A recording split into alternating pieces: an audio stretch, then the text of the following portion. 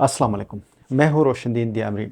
नाज़रीन, आज हम आज़ाद कश्मीर और गिलगित बल्तिस्तान की जो कम्युनिटी है उनकी सियासत में किस किस्म की मैच्योरिटी है उससे हवाले से बात करेंगे कि गिलगित बल्तिस्तान के लोग किस कदर सियासी तौर पर बाशऊर हैं, और उसके कंपैरिजन आज़ाद कश्मीर और आज़ाद जम्मू एंड कश्मीर के लोगों की बात करेंगे। क्योंकि ये दोनों इलाके आज़ाद जम्मू एंड कश्मीर, गिलगित बल्तिस्तान, मकबूजा कश्मीर और एक्स सियाचिन, ये इलाके जितने भी थे UNCIP के रेजोल्यूशन के तहत मुतनाज़ा ख़त्े हैं, और इन तमाम इलाकों का जो है वो अभी उनके हवाले से तस्फ़िया नहीं हुआ है, अभी उनका मुस्तकबिल तयन नहीं किया गया है। इनमें से कुछ इलाके जो हैं वो हिंदुस्तान के पास हैं, कुछ एरिया चाइना के पास हैं, ये वाले इलाके जो पाकिस्तान के साथ लिंक्ड हैं। नाज़रीन, मैं दो स्पेसिफ़िक एरियाज़ के ऊपर बात कर लूँगा जो आज़ाद कश्मीर और गिलगित बल्तिस्तान के हवाले से।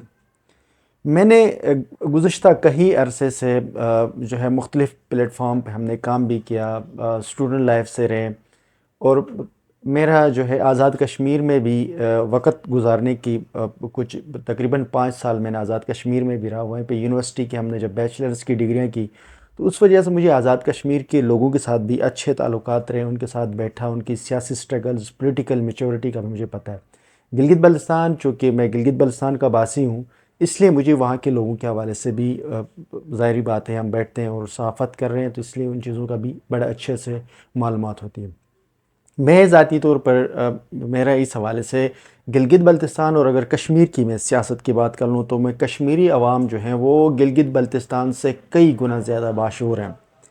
ये कई अरसे तक मैं भी ये समझता था कि शायद गिलगित बल्तिस्तान के लोग ज़्यादा सियासी मशहूर हैं या पॉलिटिकल स्ट्रगल्स पे उनका यकीन रखते हैं। लेकिन जब हमने यूनिवर्सिटीज़ में देखा, उसके बाद आने वाले जो दौर में जो वक्तों में हमने गिलगित बल्तिस्तान के अंदर जितने भी तहरीकें हैं, एक्टिविटीज़, उसके ऊपर भी नज़र डाली, हमारे सामने बहुत सारी एक्टिविटीज़ होती रहीं, तो कभी ऐसा मेरे सामने कोई मिसाल सेट नहीं हुई या एग्ज़ाम्पल सेट नहीं हुई कि जिससे हम ये बता सकें कि गिलगित बल्तिस्तान के जो लोग हैं वो पॉलिटिकली ज़्यादा मैच्योर हैं। गिलगित बल्तिस्तान में कोई भी तहरीक आज तक ऐसी नहीं बनी, या ऐसी तहरीक कोई नज़र नहीं आती जिससे मुकामी कम्युनिटी अपने मसाइल या अपने हकूक़ के लिए आवाज़ उठाते हो। गिलगित बल्तिस्तान की जितने भी बड़ी तहरीक हैं उनमें से गन्नुम के हवाले से गुज़श्ता सालों में एक तहरीक थी जिसमें सिर्फ गन्नुम की सब्सिडी तक की हद तक थी। लेकिन गिलगित बल्तिस्तान के तूल व बल में, तीनों डिवीज़न में और 10 ज़िला में, कहीं में भी आपको ये नज़र नहीं आएगा कि वो लोग अपने अवामी मसाइल के लिए कभी इकट्ठे हुए हों। इसके कंपैरिजन आप देख लें आज़ाद कश्मीर में, तो आज़ाद कश्मीर के लोग जो हैं वो अवामी मसाइल के ऊपर बड़ा स्ट्रॉन्ग स्टांस लेते हैं। आज़ाद कश्मीर के कम्युनिटी गुज़श्ता कई महीनों से रोडों पर हैं, वो अपने जो बेसिक नीड्स हैं और अपने हकूक़ के लिए आवाज़ उठा रहे हैं। आज़ाद कश्मीर के अवाम जो है वो बहुत स्ट्रॉन्ग रेजिस्ट कर रही हैं। अगर गिलगित बल्तिस्तान और आज़ाद कश्मीर के फैसिलिटीज़ के ऊपर बात कर लें, सहूलियात की बात कर लें, या जो पॉलिटिकल स्ट्रक्चर की बात कर लें, तो गिलगित बल्तिस्तान से आज़ाद कश्मीर को कई हज़ार गुना ज़्यादा बेहतरीन सहूलियात और फैसिलिटीज़ दी गई। आप गिलगित बल्तिस्तान और आज़ाद कश्मीर की कंपेयर कर लें तो आज़ाद कश्मीर में मेडिकल यूनिवर्सिटीज़ हैं, इंजीनियरिंग यूनिवर्सिटीज़ हैं, आज़ाद कश्मीर की अपनी पूरी असम्बली है जिसमें एक पूरा स्ट्रक्चर है, उनका कोई ना कोई आइनी तौर पर कोई ढांचा है, जिनकी पास कहीं न कहीं इख्तियारात हैं। चीफ सेक्रेटरी और IGP के अलावा तमाम जितनी भी जो पोस्टिंग और जो स्टाफ है, जो ब्यूरोक्रेसी है, वो तमाम के तमाम आज़ाद कश्मीर से होती है। उसके अलावा आज़ाद कश्मीर के Azad Kashmir public service commission के जो एग्ज़ाम होते हैं, जितने भी प्रोसेस हैं, वो आज़ाद कश्मीर के अंदर होते हैं। लेकिन इसके मुकाबले में अगर मैं गिलगित बल्तिस्तान की बात कर लूँ, गिलगित बल्तिस्तान में कुछ भी नहीं है ऐसा। गिलगित बल्तिस्तान में आपको कोई मेडिकल कॉलेज नज़र नहीं आएगा, कोई इंजीनियरिंग कॉलेज नज़र नहीं आएगी, कोई ख़वातीन की यूनिवर्सिटी आपको नज़र नहीं आएगा, कोई टेक्निकल इंस्टीट्यूट आपको नज़र नहीं आएगा। गिलगित बल्तिस्तान के अगर असम्बली की बात कर लें तो असम्बली की सूरत हाल ये है कि यहाँ से वफाकी कोई वज़ीर मशीर एक बात कर ले तो पूरी असम्बली जो है वो लपेट दिया जाता है। सियासी तौर पर आज़ाद कश्मीर के लोग हमसे बहुत ज़्यादा मैच्योर हैं और उनकी स्ट्रगल भी हमसे बहुत ज़्यादा है। गिलगित बल्तिस्तान और आज़ाद कश्मीर दोनों पैरेलल एक सेटअप थे।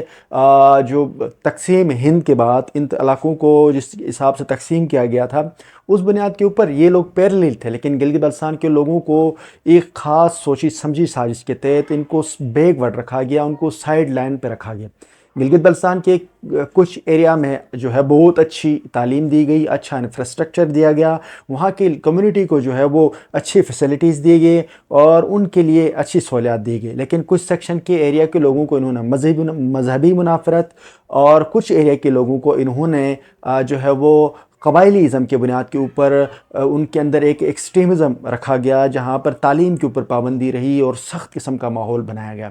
یہ تمام جتنے بھی جو قسم کی ایکٹیویٹیز ان کے ساتھ کی گئی یا اس کمیونٹی کو جس طرف ان کو لے کر گیا گیا، اس تمام کے تمام جتنے بھی اس پورے پروسیس میں حکومت پاکستان کا ہاتھ رہا ہے۔ حکومت پاکستان نے گلگت بلتستان اور کشمیر کے ساتھ جو معاملات ہیں ان میں بہت فرق، بہت ایک ستیلے ماں کا کردار ادا کیا ہے۔ اگر کشمیر کے اندر میڈیکل یونیورسٹیز ہیں، انجینئرنگ یونیورسٹیز ہیں، خواتین کی یونیورسٹیز ہیں، اور ان تمام سہولیات کی وجہ سے وہاں کے عوام میں اندر ایک شعور ہے وہ بہت زیادہ ہے۔ اس کے بدلے میں گلگت بلتستان میں جنرل پرویز مشرف کے دور تک، یہ 2004 تک تو کوئی یونیورسٹی کا نام و نشان نہیں تھا۔ کالجز ہوتے تھے لیکن سرکاری کالجوں میں اسٹوڈنٹس کو پڑھانے کے لیے ٹیچر نہیں ہوتے تھے۔ ابھی تک بھی صورتحال ایسی ہے کہ یونیورسٹی دیوالیہ ہے، کالجز دیوالیہ ہیں، اسکول دیوالیہ ہیں، ٹیچرز نہیں ہیں، روڈوں پہ مسئلے ہیں، عوام کے اندر ایک مختلف قسم کے مسائل ہیں۔ ایسے میں اگر کوئی مقامی جو لوگ ہیں یا کوئی گلگت بلتستان کی مقامی کمیونٹی کے کوئی پروٹیسٹ کرتے ہیں تو پھر ان کو اٹھایا جاتا ہے۔ حالیہ دنوں شبیر معیار جو ہیں گلگت بلتستان یونائٹڈ موومنٹ، گلگت بلتستان ان کی ایک جماعت ہے یونائٹڈ موومنٹ غالباً اس کے نام سے، انہوں نے اپنی جماعت کے طور پر وہ کام کریں جس کا وہ مرکزی چیئرمین ہے، وہ ہمیشہ گلگت بلتستان کے مسائل کے اوپر وہ پروٹیسٹ کرتے ہیں۔ ان کو گرفتار کیا گیا اس سے کچھ دن پہلے۔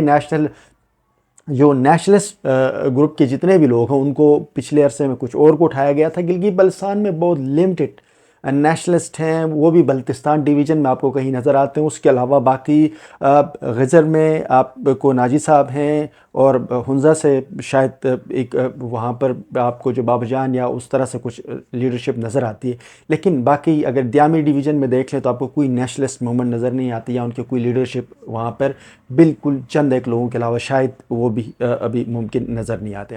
ناظرین، گلگت بلتستان کے جو کمیونٹی ہے وہ جب تک اپنے حقوق اور اپنے مسائل کے لیے اپنے ایشوز پہ جب تک بات نہیں کریں گے، اپنے ایشوز کو وہ جب تک خود ریزالو کرنے کے لیے آواز نہیں اٹھائیں گے تو ان کے مسائل حل نہیں ہوں گے۔ گلگت بلتستان کی جو اسمبلی ہے اس کو جب تک بااختیار نہیں بنایا جاتا، گلگت بلتستان اسمبلی کو کم سے کم آزاد کشمیر لیول کا سٹیٹس نہیں دیا جاتا، تو وہ ہمارے مسائل حل نہیں ہوں گے۔ ہمارے ہاں medical colleges, engineering colleges, universities خواتین کے لیے کوئی فیسلٹیز ہے نہیں۔ ہمارے ہاں کمیونٹی کو آپس میں لڑانا، شیعہ سنی فسادات کروانے کے علاوہ آج تک کوئی کام نہیں کیا گیا ہے۔